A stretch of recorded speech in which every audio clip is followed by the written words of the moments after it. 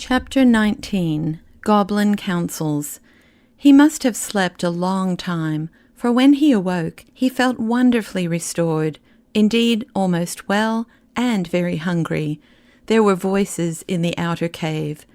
Once more, then, it was night, for the goblins slept during the day and went about their affairs during the night.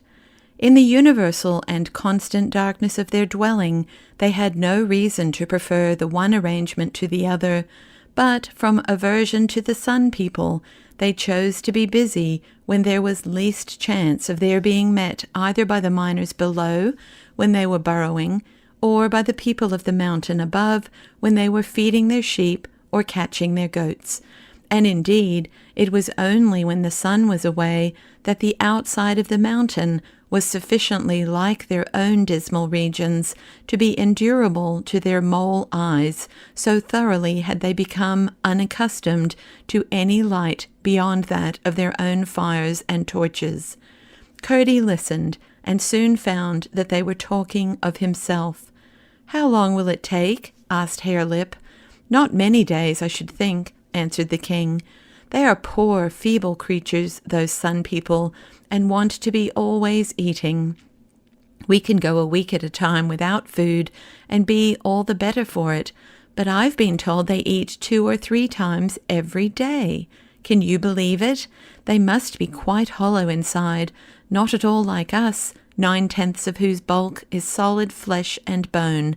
Yes, I judge a week of starvation will do for him." "If I may be allowed a word," interposed the Queen, "and I think I ought to have some voice in the matter." "The wretch is entirely at your disposal, my spouse," interrupted the king. "He is your property. You caught him yourself. We should never have done it." The Queen laughed. She seemed in far better humour than the night before. "I was about to say," she resumed, "that it does seem a pity to waste so much fresh meat." "What are you thinking of, my love?" said the king.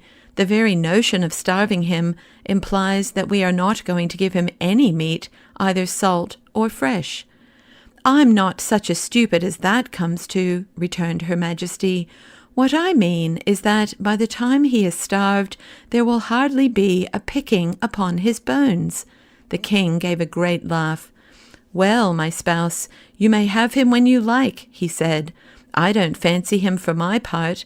I am pretty sure he is tough eating." "That would be to honour instead of punish his insolence," returned the Queen. "But why should our poor creatures be deprived of so much nourishment? Our little dogs and cats and pigs and small bears would enjoy him very much." "You are the best of housekeepers, my lovely Queen," said her husband. "Let it be so by all means. Let us have our people in, and get him out and kill him at once. He deserves it. The mischief he might have brought upon us, now that he had penetrated so far as our most retired citadel, is incalculable. Or rather, let us tie him hand and foot, and have the pleasure of seeing him torn to pieces by full torchlight in the great hall." "Better and better!" cried the Queen and the Prince together, both of them clapping their hands. And the Prince made an ugly noise with his hare lip, just as if he had intended to be one at the feast.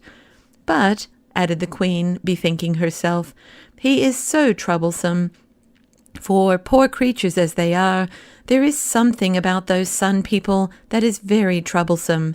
I cannot imagine how it is that with such superior strength and skill and understanding as ours, we permit them to exist at all. Why do we not destroy them entirely and use their cattle and grazing lands at our pleasure? Of course we don't want to live in their horrid country. It is far too glaring for our quieter and more refined tastes. But we might use it as a sort of outhouse, you know. Even our creatures' eyes might get used to it, and if they did grow blind, that would be of no consequence, provided they grew fat as well. But we might even keep their great cows and other creatures, and then we should have a few more luxuries, such as cream and cheese, which at present we only taste occasionally, when our brave men have succeeded in carrying some off from their farms." "It is worth thinking of," said the king, and I don't know why you should be the first to suggest it, except that you have a positive genius for conquest. But still, as you say, there is something very troublesome about them, and it would be better, as I understand you to suggest, that we should starve him for a day or two at first, so that he may be a little less frisky when we take him out. Once there was a goblin living in a hole. Busy he was cobblin' a shoe without a sole. By came a birdie. Goblin, what do you do? Cobble at a sturdy upper leather shoe. What's the good o' that, sir? Said the little bird. Why, it's very pat, sir, plain without a word. Where 'tis all a hole, sir, never can be holes. Why should their shoes have soles, sir, when they've got no souls? What's that horrible noise? Cried the Queen, shuddering from pot metal head to granite shoes. I declare, said the King with solemn indignation, it's the sun creature in the hole. Stop that disgusting noise, cried the Crown Prince valiantly, getting up and standing in front of the heap of stones, with his face towards Curdy's prison. Do now, or I'll break your head. Break away, shouted Curdy, and began singing again. Once there was a goblin living in a hole. I really cannot bear it, said the Queen. If I could only get at his horrid toes with my slippers again. I think we had better go to bed, said the King. It's not time to go to bed, said the Queen. I would if I was you, said Curdy. Impertinent wretch, said the Queen, with the utmost scorn in her voice. An impossible if, said His Majesty with dignity. Quite, returned Curdy, and began singing again. Go to bed, goblin do, help the Queen, take off her shoe. If you do, it will disclose a horrid set of sprouting toes. What a lie! Roared the Queen in a rage.